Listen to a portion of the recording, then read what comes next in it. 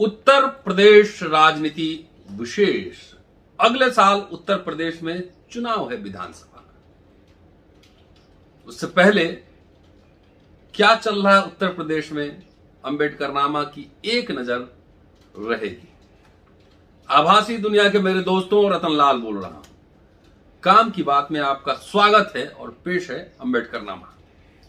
चलिए, आज कुछ दिलचस्प खबर है। क्या उत्तर प्रदेश में चाचा यानी शिवपाल यादव और भतीजा यानी अखिलेश यादव एक होंगे? ये यक्ष प्रश्न है। चलिए, उससे पहले एक कहानी बता देता हूं। महाभारत पारिवारिक कलह के कारण महाभारत हुआ। रामायण की कहानी देखेंगे तो पारिवारिक कलह की वजह से ही राम को वनवास हुई और पारिवारिक कलह की वजह से ही रावण की हार हुई। ये कहानी है रामायण और महाभारत की।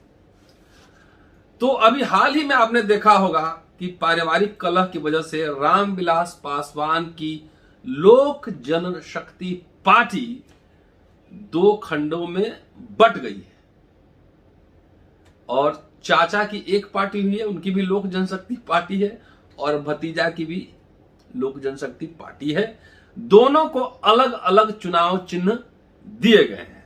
देखना दिलचस्प होगा कि आने वाले बिहार विधानसभा चुनाव और लोकसभा चुनाव से पहले ये दोनों पार्टियां किस तरह परफॉर्म करती है, किस गठबंधन में जाती है। क्या हनुमान बैठे हुए चिराग पासवान के छाती में, सीने में, वो भी नरेंद्र मोदी के साथ, भाजपा के साथ जाएंगे और चाचा भी भाजपा के साथ जाएंगे?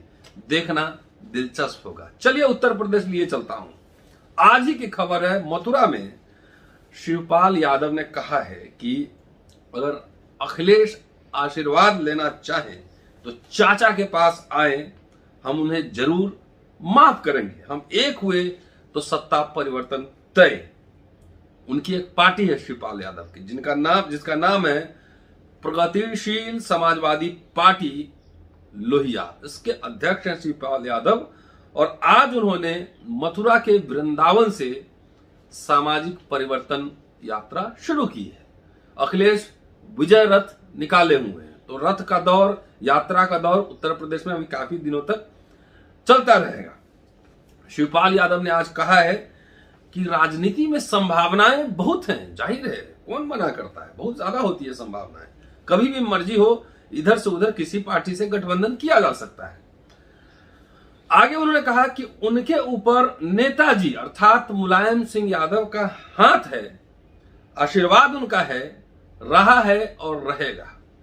अब चाचा भतीजा ने मिलकर मुलायम सिंह यादव की स्थिति भीष्म पितामह की तरह कर दी है। महाभारत फिर यहां आ रहा है सीन में। अब देखना है कि मुलायम सिंह यादव किसको आशीर्वाद देते हैं और किसको विजय भव कहते हैं। यह देखना दिलचस्प होगा। उनके साथ कांग्रेस के नेता बहुत चर्चित हैं, स्वामी हैं, आचार्य प्रमोद भी आज उनके साथ रथ में दिखे हैं। फोटो में आप देखेंगे लग्जरी बस है, एकदम superstar luxury 5 star luxury bus बना है, 6 लोग के बैठने की व्यवस्था है उसमें, वो भी दिखिए। उनके बारे में शिवपाल यादव ने कहा कि उनसे हमारे अच्छे संबंध हैं, हमेशा आशीर्वाद मिलता रहा है आचार्य प्रमोद का और आगे भी मिलता रहेगा। वो अभी कांग्रेस में है, उन्होंने दूसरी पार्टी में होते हुए हमें आशीर्वाद दिया है। क्या लीला चल रही है। राजनीति बहुत ही गंभीर और पेचीदा काम है, आम लोगों के वश की बात नहीं।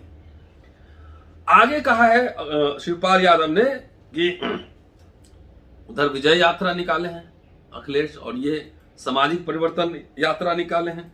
उन्होंने कहा कि अगर अखिलेश को आशीर्वाद लेना हो तो चाचा के पास आए, अखिलेश आकर माफी मांगे तो हम जरूर माफ करेंगे। इन्होंने कहा कि समान विचारधारा के सेकुलर लोग एक हो जाओ, ये सब लोग कह रहे हैं। समान विचारधारा के सेकुलर लोग एक हो जाओ, सब कह रहे हैं, लेकिन नेतृत्व किस बात? नेतृत्व हमारा। ये है दिलचस्प। नेतृत्व की स्वीकार नहीं करेंगे किसी का, सिर्फ नारे दे रहे हैं एक हो जाओ। अगर हम लोग एक हो गए तो सत्ता परिवर्तन कर देंगे, ये तो तय है। लेकिन सीएम कौन होगा, यह सवाल है यक्ष प्रश्न। हम भाजपा के खिलाफ ही हैं, सत्ता परिवर्तन चाह रहे हैं, सत्ता परिवर्तन चाह रहे हैं। सामाजिक परिवर्तन यात्रा वृंदावन से शुरू होकर पहला चरण औरैया में खत्म होने वाला है। अब आचार्य प्रमोद कांग्रेस पार्टी से लखनऊ से लोकसभा का चुनाव लड़ चुके हैं और उनके साथ सवार हैं रथ पे, जो परिवर्तन यात्रा निकाले उस पर सवार है। इससे पहले उन्होंने शिवपाल यादव के हाथ में गदा भेंट किया। माना जा रहा है, अटकलें लगाई जा रही हैं कि आचार्य प्रमोद विधानसभा चुनाव में शिवपाल यादव के टिकट पर चुनाव लड़ेंगे और उनकी इस यात्रा में शिवपाल यादव के बेटे भी सवार हैं। आगे चलिए, मथुरा में जो यात्रा निकालने से पहले शिवपाल यादव ने क्या क्या किया है वो भी जानना बहुत जरूरी है। और ये बता दूं कि मान्यवर कांशीराम के परिनिर्वाण दिवस पे लखनऊ में बहन मायावती जी ने काफी विशाल रैली की है। तो पूरा एक राजनीतिक जो मंथन है उत्तर प्रदेश में तेज हो रहा है। तो रथ यात्रा की शुरुआत से पहले शिवपाल यादव ने बांके बिहारी मंदिर का दर्शन किया, वहां पहुंचे। यहां मंदिर में विधि विधान से मंत्रोच्चारण के मध्य देहरी पूजन किया और उसके बाद समर्थकों के साथ वहां दर्शन किए। मंदिर में दर्शन करने के बाद शिवपाल यादव ने मंदिर की परिक्रमा की और यात्रा की सफलता के लिए प्रार्थना की। दर्शन करने के बाद शिवपाल यादव ने कहा है कि सामाजिक परिवर्तन रथ यात्रा लेकर चले हैं, जनता सत्ता परिवर्तन में सहयोग करे। यहां एक टिप्पणी अंबेडकर नामा की ओर से लाजमी है कि मंदिर जा रहे हैं शिवपाल यादव, अखिलेश यादव ही मंदिर और बाबाओं के दर्शन कर रहे हैं, कोई विष्णु मंदिर बनवा रहे हैं, कोई गदा और त्रिशूल ले रहे हैं, कोई ब्रह्मा की मंदिर बना रहे हैं। तो हिंदू धर्म का जितने सिंबल और प्रतीक हैं, उनके देवी देवता, त्रिशूल, गदा, मंदिर, इनका मार्केट अभी गर्म है और सब लोग वहीं दर्शन के लिए जा रहे हैं और ब्राह्मण सम्मेलन भी कर रहे हैं लोग। इसका मतलब यह हुआ कि बौद्ध विहार, मस्जिद, गिरजाघर, इनका अब स्लो चल रहा है, वहां कोई नहीं जा रहा है, ना उस पर कोई चर्चा की जा रही है। ये भी देखना दिलचस्प होगा। और जब आज यात्रा निकली है तो काफिला निकला है, 300 गाड़ियों का काफिला, बड़ी बड़ी यात्रा है।